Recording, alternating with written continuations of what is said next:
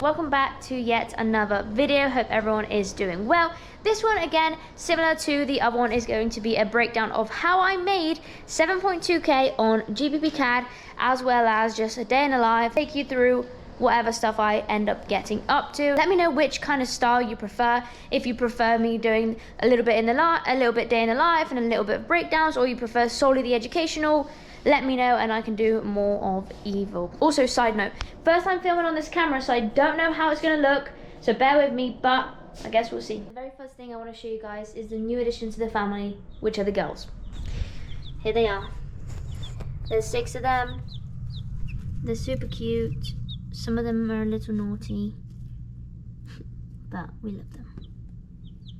Look at them.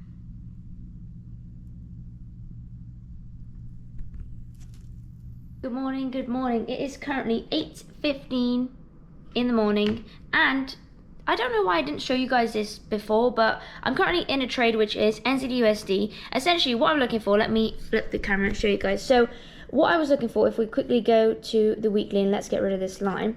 Essentially all I was waiting for was price to have a break, retest, and as you can see very, very closely, it's only a wick retest, right? Ideally you want the full body to reach and then go.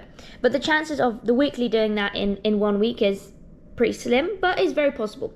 So now the daily, all I was waiting for is the same exact thing. We've got an extra confluence of left shoulder, head, right shoulder, same exact thing, break, retest, sell. As you can see, we are doing just that. However, we still have room to pull up higher at our zone, right? So if we go down to the 4 hour, ideally what I was waiting for is the 4 hour to pull up in and around this area, so that obviously we could have all of this and shift, because we're bearish right now with a lower low, lower high. I wanted us to shift bearish and then obviously shift bullish, sorry, and then shift bearish again, so that we could take this sell and be closer to the area of interest.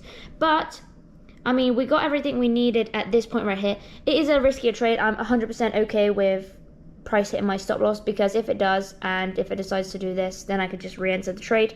I don't usually take these riskier trades, but I'm okay with it. I've barely risked anything, so we'll see what happens. And essentially, if the 4 hour, obviously it's still bearish, right? All of this stuff is just market structure. Anything between the low and the high is just market structure. So this isn't a lower low or anything like that. That's very important to remember.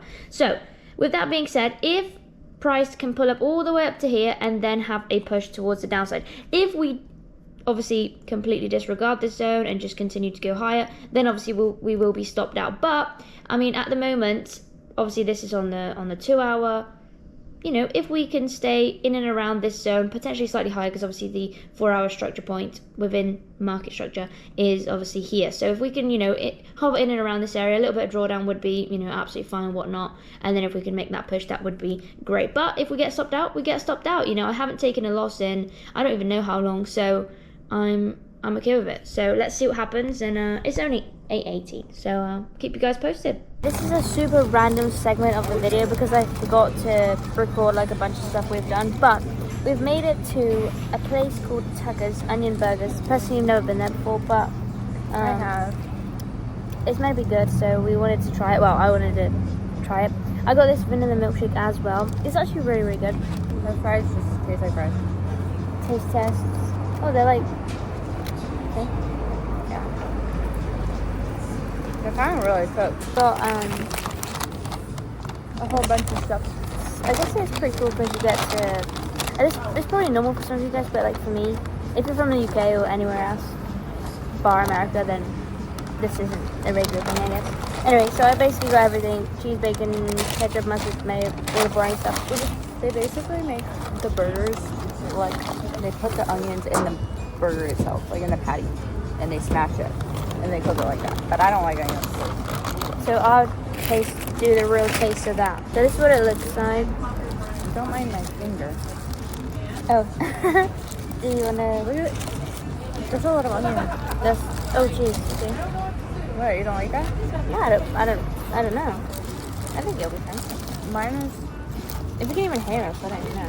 normal, except they got lettuce all over it. Oh really? If you know anything about me, you and me and lettuce are not friends. It's pretty good. It's just like a lot of onions, but I like it. After you take a bite of yours, then let's I'm in the middle of peeling onions out of my burger. Okay. Taste test. I've had this before, but it's been a while. Yeah, that tastes like onions. But you like it? Overall, what do you rate it? I only had one bite, so. But I rate like a 7 or 8. Pretty good. I was like an 8. Yeah. Anyway, so that was the final look of the burger. I haven't really had a proper taste of it, so but yeah, that's that. We're in a pretty cool. What's wrong? You okay? I had hair in my eye. This is what the place looks like. It's pretty cool, just like casual American. What is like your? Because you'll know, like this just is the definition of America. You know. If she describes anything, it's always American. I didn't know that Because was a description. it is. Decided to get some frozen yogurt also. What did you get in yours? I got strawberry cheesecake and chocolate chips, hot fudge, and coconut shavings. Yeah, it's good. Probably better than mine. I only I got always pick better than you. I only got vanilla, and I got like a bunch of random stuff like chocolate. No wait, what is that called? Chocolate chips. Yeah, okay. Sometimes I forget. I don't like. Is that right called? Chocolate chip sprinkles, peanuts, and I don't know. Show yours. Yeah, I also got way too much. but it's good. I still like mine. Oh, and hot fudge. I actually forgot about that. You didn't get the hot fudge? I did. It's like on this. You got like a drop. No, it's down there. It's covered. I got more. Anyway, they're good experience overall for both. Mm-hmm. That's all we do. We just go out for food. We don't ever go out to do activities. These other activities. Yeah, We got like 30 minutes for this, okay? Would you look at that? As I said, stop loss hit. And why? You may ask, okay? Why did you enter this trade if you knew it was going to stop you out? Because this is such a good lesson for my students, for everyone, and for myself to remind myself that this is exactly the reason I do not enter trades unless they have reached my area of interest. This is where we entered the trade. At this point right here, was it at the area of interest? Let's take a look. This is the area of interest at this point where I entered. No. Is it now reaching our area of interest? Absolutely. So all we have to do is just wait. Will this play out this week? Maybe. Chances are next week for sure. So I'll continue this video through to next week to see if we end up taking this trade or not. But that is what following your rules does to you, okay? If you don't follow your rules, you take a loss. Unnecessary loss like this. This loss could have been avoided by just simply being patient, okay? And yes, sometimes when you enter a trade that isn't at your area of interest, you can hit take profit, okay? However, it is always best to wait for every single thing, be very specific. You have a strategy for a reason, and you have a set of rules for a reason. So this is a great lesson for everybody to follow your rules. As simple as that. This is the trade that's broken my win streak of, I honestly have no idea how long. It's been so long. Even sometimes I don't trade. If I didn't take this trade this week, I probably wouldn't have traded.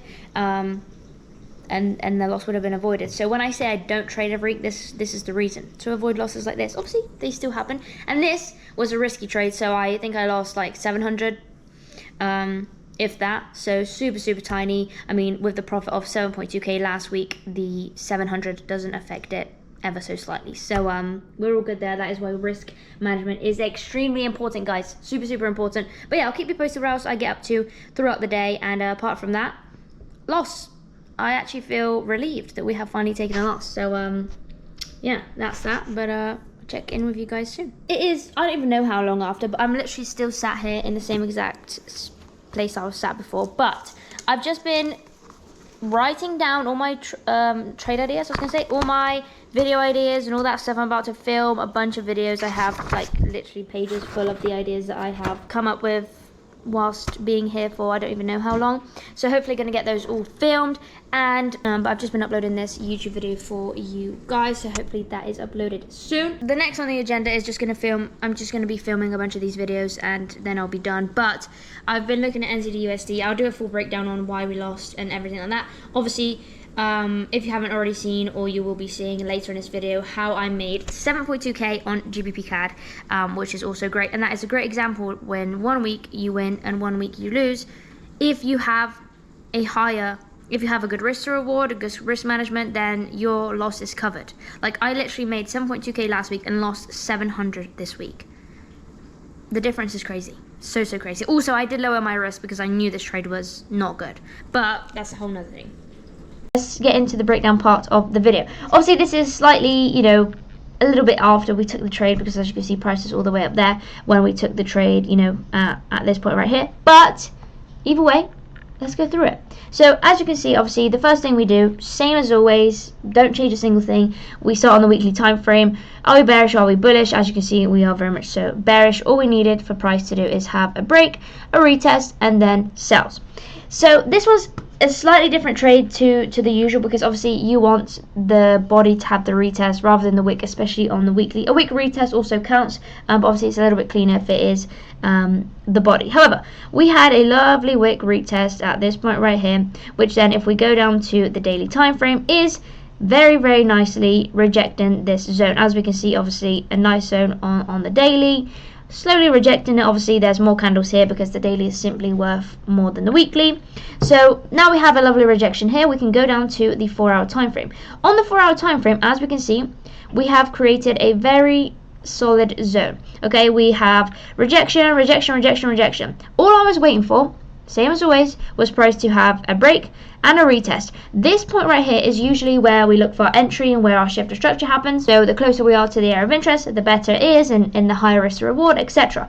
However, as you can see, my entry isn't here. It's all the way down there. The reason for that is because we never got our entry, right? We just kept creating high highs and high lows, so there was no point in entering. And when I did get my entry, it was actually like down here, right? So then look at my stop losses all the way up here, and even if I held to the literally lowest wick, we just only get slightly over a 1-to-1, which for me is simply not worth it. Like I don't want to be entering trades that are 1-to-1.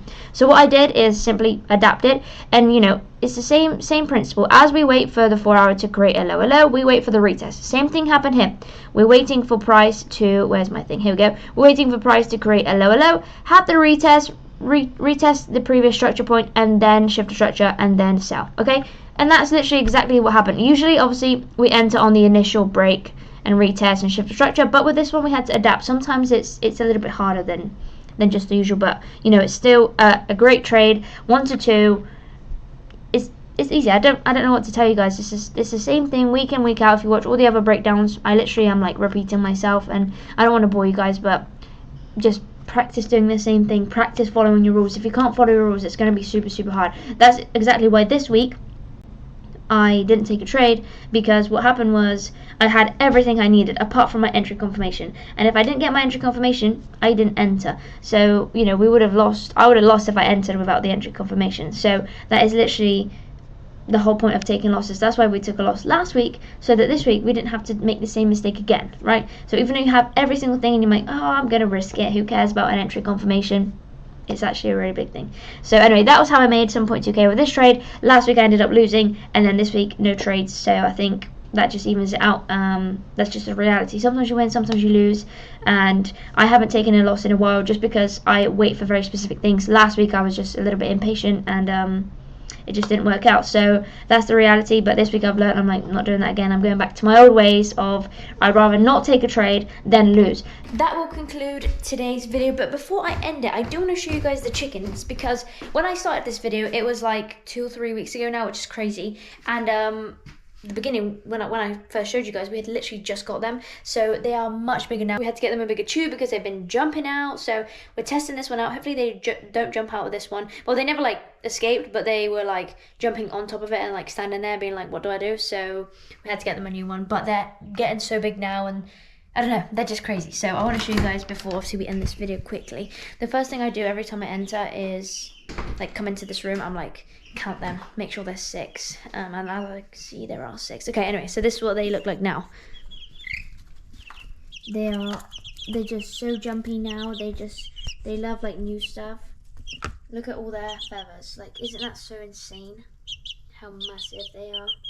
Last night one of them, just look at this one, it's just so cute. Last night one of them dug themselves a hole like in there, and it was like getting cozy, but I thought it was like dying or something. I got really scared and I called my friend over. I was like, what's happening? But look, this one loves like new things. Anyway, but yeah, they're absolutely massive, so I just wanted to show you guys. But yeah, thank you so much for watching. Hope you guys enjoyed the video, this crazy video with I don't even know what was happening. But yeah, that's just I just wanted to show you guys the reality, really. That's what it's like to trade one week, not trade. And sometimes people get confused because they think, oh my gosh, I'm speaking quiet because I don't even know because of the chickens. So anyway, let me go out here.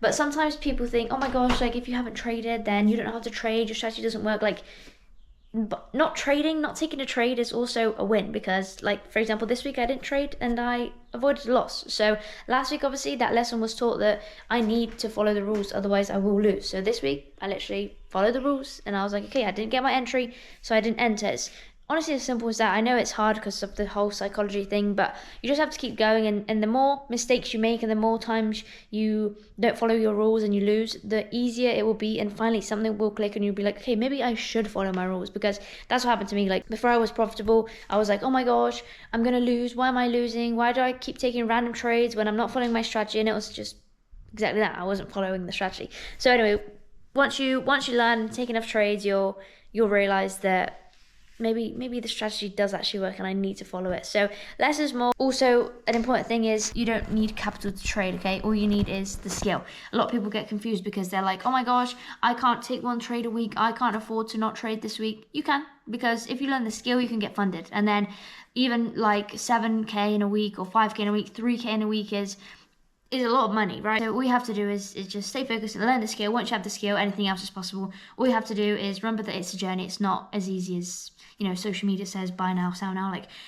Like I said, as I didn't take a trade this week because I didn't have this one specific thing. So it's not just buy now, sell now. No signals around here from me. So thank you guys for watching. I appreciate every single one of you guys. If you do want to join my community, make sure to click the first link in the description.